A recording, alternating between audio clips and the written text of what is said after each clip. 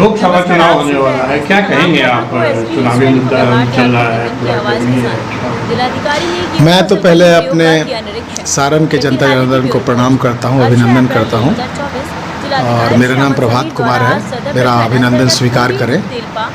मैं कोई नेता नहीं हूं, लेकिन आप ही की तरह रोजी रोजगार करके अपने जीवन यापन किया है। लेकिन सारण की स्थिति, बिहार की स्थिति देख करके मैंने अपनी नौकरी छोड़ करके इस लोकतंत्र के पर्व में भाग ले रहा हूँ। मैं पहले एयर इंडिया में जॉब करता था, उसके बाद मैंने ये लोकसभा में भाग लेने का विचार बनाया है। और इसके पहले मैं 2019 में मैंने भाग लिया था लोकसभा में। बंद करा है। रोजगार और स्वास्थ्य, ये तीन मुद्दा जो है सबसे इम्पोर्टेंट है। पहला शिक्षा है। शिक्षा के नाम पे आप देख लीजिए स्कूलों में खिचड़ी बट रही है। कॉलेज में सेशन नहीं चलता है। कॉलेज में बच्चों की डिग्रियां मिलती है 1-2 साल 3 साल बाद, और वो भी डिग्रियां मिलती है, जो डिग्री बांटी जाती है उसकी कोई कीमत नहीं है।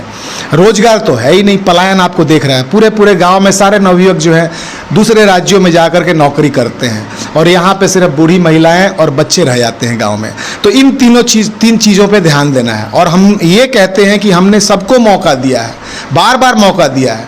हमने वोट भर के बोरा भर के वोट दिया है, फिर भी कोई बदलाव नहीं आया है।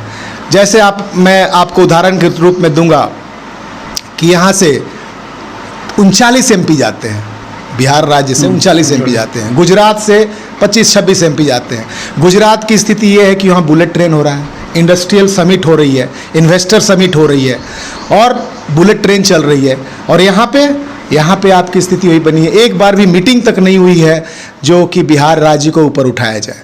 और ये पलायन ऐसा है कि आप उस समय भी देखे होंगे कोरोना के टाइम में लोग कैसे भाग के वहाँ से आए, पैदल आ रहा है, कोई बस में लटक के आ रहा है, किस तरह से आए हैं और फिर उनको बुलाया गया, फिर वो काम पे चले जाते हैं। तो इस तरह का जीवन शैली जो हमारे जो नवयुवक हैं, नवयुवक को जो लाइफ में मिल रहा है, जो जीवन स्तर है इनका, वो बहुत नीचे जा रहा है। गरीब लोग। आपने बहुत अच्छी चीज़ कहा कि जो भी रोजगार, बिहार में रोजगार की बहुत ज़्यादा कमी है, रोजगार बिल्कुल नहीं मिल रहा है। और क्या आप निर्दलीय उम्मीदवार के तौर पर खड़े हो रहे हैं, तो क्या आप, अगर आपकी जीत हो जाती है तो ये सब पूरी करेंगे कमी को? देखिए, मैंने आपको पहले ही बताया कि मैं 10 साल विदेश में रहा हूँ और कुछ जगह पे मेरे ऐसे कॉन्टैक्ट्स हैं कि मैं बाहर की प्रोजेक्ट भी यहाँ लगा सकता हूँ। फ्रांस के प्रोजेक्ट को मैं यहाँ पे लगा सकता हूँ, इंडस्ट्रीज बैठा सकता हूँ यहाँ पे, उनका इन्वेस्टर मीट करवा सकता हूँ मैं। और दूसरी बात ये है कि मैं वादा करता हूँ, संकल्प लेता हूँ कि जो फैक्ट्रियाँ बंद पड़ी हैं यहाँ पे, जो भी चीनी मिल वगैरह बंद पड़ी हुई है, उसको पहले स्टार्ट करवाना होगा और उसके बाद नए इन्वेस्टर्स भी यहाँ पे आएंगे। बहुत अच्छी चीज़ कहा। हमारे साथ यहाँ की जनता भी जुड़ी हुई है, क्या कहेंगे आप? हमको मेन मुद्दा है ये बात कि बिहार में जात पात ज़्यादा पहले इसको खत्म होना चाहिए। सिर्फ धर्म और जात पात मने यहाँ पर इलेक्शन होता है। हमारे प्रभात जी खड़े हैं हमारे गांव का। मेन कारण है कि जात का खत्म होना चाहिए। रोजगार पर कोई नहीं मुद्दा देख रहा है, सिर्फ जात पर हम है।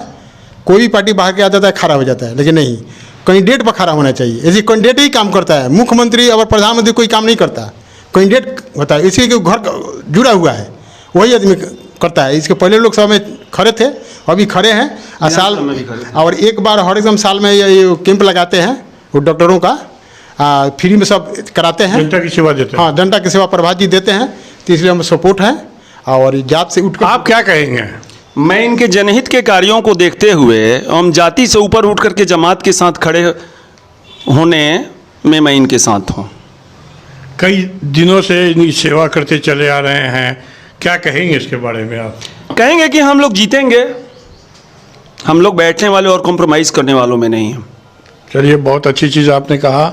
अभी हम प्रभात कुमार के साथ हम जुड़े हुए थे छपरा से, शकील हैदर कैमरामैन के साथ। Bureau report, Chhapra.